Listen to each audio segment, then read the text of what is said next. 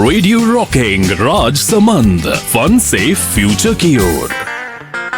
नमस्कार, आप सुन रहे हैं रेडियो रॉकिंग राजसमंद 88.4 FM। हम हैं राकेश और चेतना। मेवाड़ का नाम सुनते ही हमारे दिमाग में क्या आता है? जाहिर है, बड़े बड़े किले, शानदार महल, महाराणा प्रताप की कहानियाँ। बिल्कुल, इतिहास और वीरता। हाँ, लेकिन आज हम जिस मेवाड़ की बात करने वाले हैं, उसकी कहानी इन किलों की दीवारों में नहीं बल्कि वहाँ के खेतों की मिट्टी में लिखी है। ये एक बहुत ही दिलचस्प पहलू है। हमारे पास जो स्रोत है वो एक पहेली सी सामने रखते हैं कि राजस्थान का ये हिस्सा अर्धशुष्क यानी सेमी एरिड है, फिर भी यहाँ इतनी हरियाली कैसे है? सही सवाल है। तो आज हमारी पड़ताल का मिशन यही है। हम ये समझने की कोशिश करेंगे कि मेवाड़ के किसान कम पानी और सीमित संसाधनों के बावजूद अपनी जमीन से सोना कैसे उगाते हैं, और इसके लिए हम उन 5 प्रमुख फसलों की गहराई में उतरेंगे जो इस पूरे इलाके की कृषि की रीढ़ हैं। बिल्कुल। चलिए एक चौंकाने वाले तथ्य से शुरू करते हैं। पश्चिमी राजस्थान के रेगिस्तानी टीलों के बिल्कुल उलट मेवाड़ में झीलों और नहरों का एक ठीक-ठाक नेटवर्क है। जी, ये एक बहुत बड़ा अंतर पैदा करता है। और रिपोर्ट्स में साफ लिखा है कि इसी वजह से यहाँ की लगभग 65 से 70% जमीन पर रबी और खरीफ मतलब साल के दोनों मौसमों में खेती होती है। और ये आंकड़ा राजस्थान के लिहाज से बहुत बड़ा है। तो चलिए इस कमाल की व्यवस्था के पीछे के विज्ञान और परंपरा को समझते हैं। जरूर। तो इस कहानी का पहला और सबसे मजबूत किरदार है गेहूं।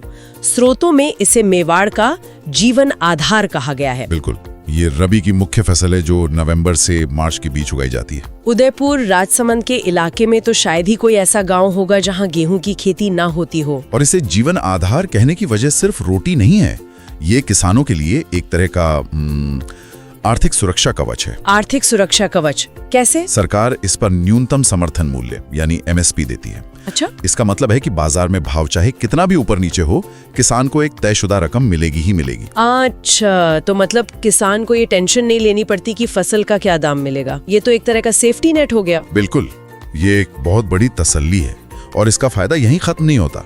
और क्या है? इसका एक दोहरा लाभ भी है। जब गेहूं की कटाई होती है तो अनाज के अलावा जो भूसी बचती है वो पशुओं के लिए बेहतरीन चारा बनती है।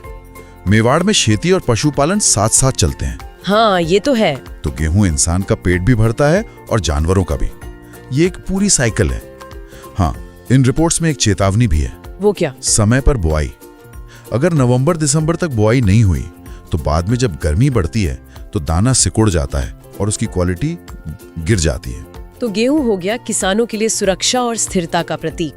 लेकिन जब मानसून की पहली बारिश मेवाड़ की धरती पर पड़ती है तब तो खेतों की तस्वीर ही बदल जाती होगी। बिल्कुल, तब बारी आती है मक्का की, जो सिर्फ एक फसल नहीं बल्कि यहाँ की पहचान है। मेवाड़ की आत्मा में बसा है मक्का, है ना? सही कहा आपने। और इसकी सबसे बड़ी खासियत है इसकी अनुकूलन क्षमता। जैसा कि इन दस्तावेजों से पता चलता है, इसे बहुत ज्यादा पानी नहीं चाहिए। अच्छा, ये मेवाड़ की लाल दोमट और पथरीली जमीन पर भी मतलब आराम से उग जाता है।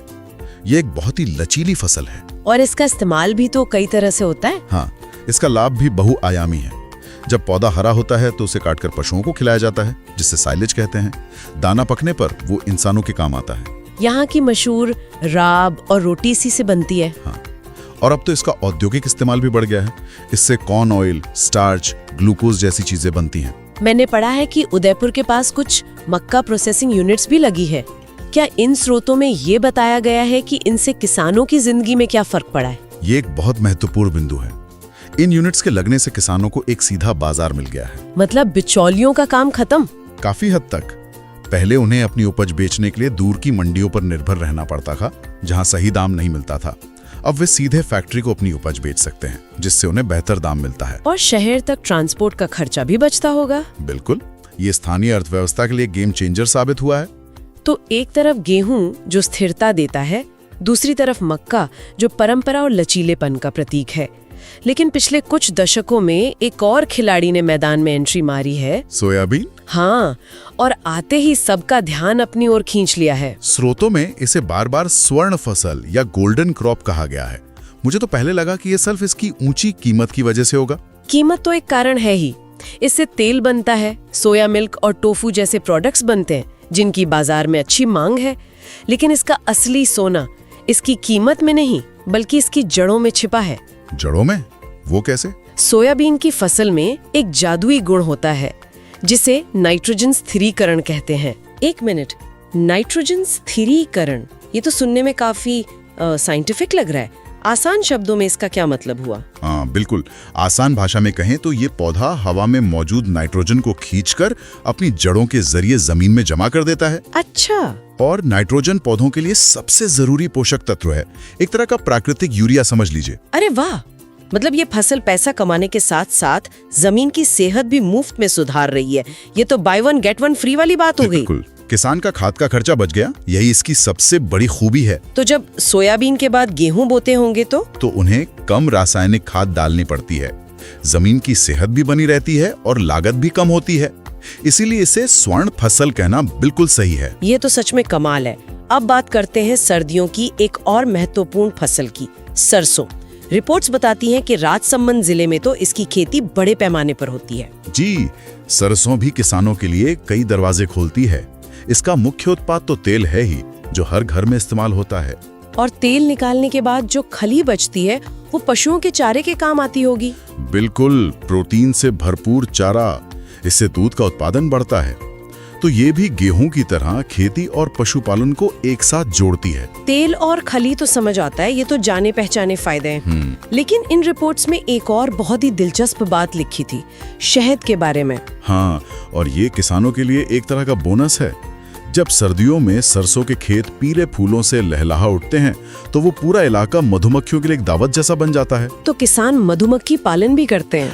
कई समझदार किसान इसी समय अपने खेतों के पास मधुमक्खी पालने वाले बक्से रख देते हैं। मधुमक्खियां फूलों से रस लेती हैं और बदले में शहद बनाती हैं। मतलब ये एक तरह का साइड हासिल हुआ, बिना किसी अतिरिक्त जमीन या लागत के। बिल्कुल, इसे सह फसल या कंपेनियन फार्मिंग कहते हैं। इससे किसान को एक ही फसल से तीसरी आमदनी होती है, सरसों से तेल, खली और फूलों से शहद। वाह, और इसका कोई और भी फायदा है? एक और है, मधुमक्खियां परागण यानी पॉलिनेशन में मदद करती हैं, जिससे सरसों के दानों की पैदावार भी बेहतर होती है। ये प्रकृति और किसान के बीच एक खूबसूरत साझेदारी है। मतलब एक ही जमीन, एक ही फसल और तीन तीन कमाई के जरिए। अब तक हमने जिन 4 फसलों की बात की, गेहूं, मक्का, सोयाबीन, सरसों, इन सबको तैयार होने में कई महीने लगते हैं। जी, समय तो लगता है। लेकिन अगर किसी किसान को जल्दी पैसों की जरूरत पड़ जाए तो यहीं पर हमारी 5वीं फसल यानी सब्जियां एक महत्वपूर्ण भूमिका निभाती हैं। आपने बिल्कुल सही नब्ज पकड़ी है। सब्जियों की खेती का सबसे बड़ा आकर्षण है त्वरित आमदनी यानी क्विक कैश फ्लो। वो कैसे? देखिए, जहां गेहूं या मक्का की फसल को तैयार होने और बिकने में 4 से 5 महीने लगते हैं, वहीं टमाटर या भिंडी जैसी फसल सिर्फ 70 से 80 दिनों में तैयार हो जाती है। 70 से 80 दिन?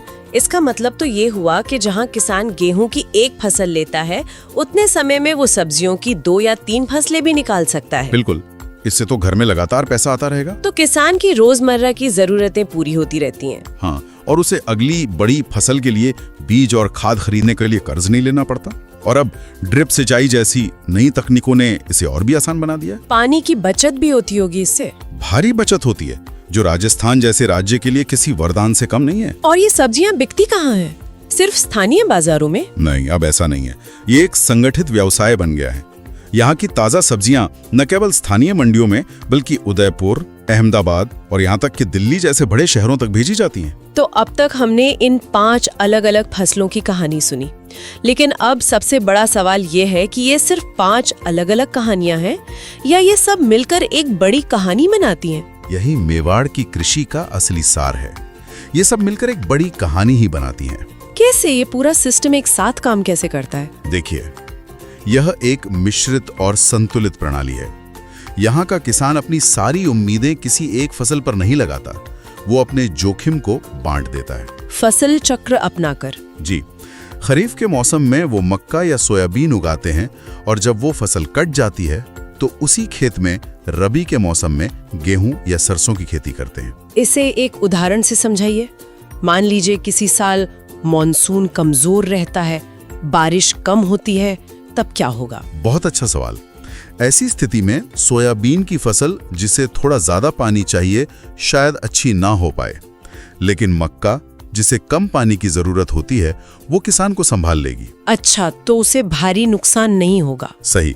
इसी तरह अगर सर्दियों में नहरों में पानी कम है तो किसान ज्यादा पानी चाहने वाले गेहूं की जगह कम पानी में होने वाली सरसों को चुन सकता है। यह एक सोची समझी रणनीति है। और ये फसलें एक दूसरे की मदद भी करती हैं, जैसा आपने सोयाबीन के बारे में बताया था। बिल्कुल, ये एक दूसरे की पूरक हैं। सोयाबीन अगली फसल के लिए जमीन को पौष्टिक बनाकर तैयार करती है। और सब्जियों से मिला पैसा? सब्जियों की खेती से जो हर हफ्ते नकदी मिलती है, किसान उस पैसे का इस्तेमाल गेहूं या सरसों के लिए बेहतर बीज और खाद खरीदने में कर सकता है। तो ये एक आत्मनिर्भर चक्र बन जाता है। मतलब हर फसल दूसरी फसल के लिए एक आधार तैयार करती है। जी, किसी को किसी बाहरी मदद की ज्यादा जरूरत ही नहीं। तो अब जाकर ये पूरी तस्वीर साफ हुई। मेवाड़ की कृषि की सफलता किसी एक जादुई फसल में नहीं, बल्कि इन 5 स्तंभों के संतुलित संयोजन में छिपी है। बिल्कुल। गेहूं सुरक्षा देता है, मक्का परंपरा है, सोयाबीन आधुनिक विज्ञान है, सरसों बहुउपयोगी है और सब्जियां तुरंत नकदी का साधन है। और ये संतुलन किसी किताब से नहीं आया है ना? नहीं, ये किसान के पीढ़ियों के अनुभव और प्रकृति की गहरी समझ का नतीजा है। स्रोत इस बात पर जोर देते हैं कि यहाँ का किसान अपनी मिट्टी को पहचानता है। उसे पता है कि किस जमीन में कौन सी फसल सबसे बेहतर होगी। बिल्कुल, ये सिर्फ मेहनत की कहानी नहीं है। ये मेहनत, संतुलन और प्रकृति के साथ तालमेल की एक जीती जागती मिसाल है। इस पूरी चर्चा से एक बात तो साफ है कि मेवाड़ की कृषि प्रणाली काफी लचीली और आत्मनिर्भर है। हाँ, और यहीं से भविष्य के लिए एक महत्वपूर्ण सवाल भी खड़ा होता है। वो क्या? हमारे स्रोतों में जैविक खेती, जल संरक्षण के नए तरीकों को और बड़े पैमाने पर अपनाने का सुझाव है। ऐसे में सोचने वाली बात यह है कि मेवाड़ की कृषि का ये जो सदियों पुराना संतुलित मॉडल है, ये भविष्य में पानी की बढ़ती कमी और जलवायु परिवर्तन जैसी बड़ी चुनौतियों का सामना कैसे करेगा? क्या यही संतुलन इसकी सबसे बड़ी ताकत साबित होगा, या फिर बदलते वक्त के साथ इस संतुलन को भी बदलने की जरूरत पड़ेगी? तो आज की शो में बस इतना ही। कल फिर मिलेंगे। आप सुनते रहिए radio rocking Rajsamand 88.4 FM। Fun से फ्यूचर की ओर। रेडियो रॉकिंग राजसमंद, फन से फ्यूचर की ओर।